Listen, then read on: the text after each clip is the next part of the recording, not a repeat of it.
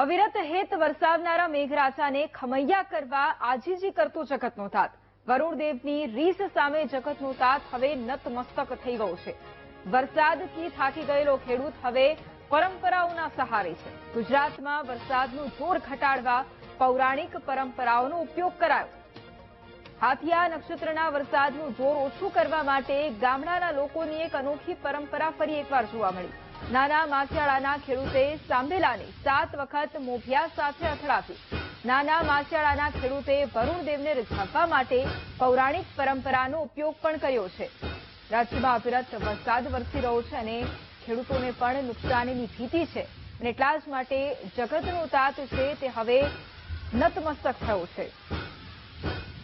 અને આજ મુદ્દે સંવાદદાતા દિલીપ ફોનલાઈન પર છે. દિલીપ, એક તરફ અવિરત વરસાદ અને બીજી તરફ ખેડૂત જે લોકો અત્યારે ચિંતામાં મુકાયા છે, જગતનો તાત હવે નતમસ્તક થયો છે અને પરંપરાના સહારે હવે મનાવી રહ્યો છે. અત્યારે શું જાણકારી? હાલ વરસાદનું જે નક્ષત્ર ચાલી રહ્યું છે, હાથીઓ નક્ષત્ર ચાલી રહ્યું છે. સામાન્ય રીતે આ હાથીઓ નક્ષત્ર હોય એ તોફાની હોય છે.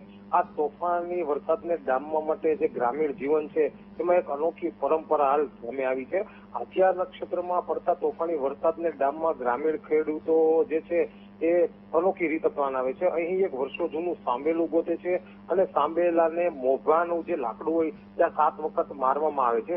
જયારે હાથીઓ નક્ષત્ર ગાજવીજ તોફાન સાથે વરસાદ લાવે છે ત્યારે જ આ ગ્રામ્ય જીવનના લોકો અને ખેડૂતો ખાસ કરી આ દાયકાઓ જૂની પરંપરાનો ઉપયોગ કરે છે. હાથીઓ નક્ષત્ર તોફાની બનતા નાના માછિયાળાના ખેડૂત અગ્રણી છે બળવંતભાઈ કોઠીવાળે પોતાના ઘરમાં 100 વર્ષ જૂનું એના દાદીમાનું સાંભેલું હતું. એમણે મોભીએ 7 વાર પછાડી હાલ હાથિયાને નબળું પાડવાની પ્રાર્થના કરી હતી.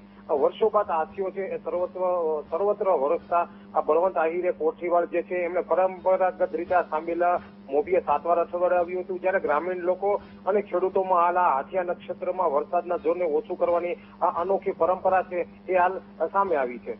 જી વૈભવી. બિલકુલ, આભાર દિલીપ તમામ જાણકારી માટે.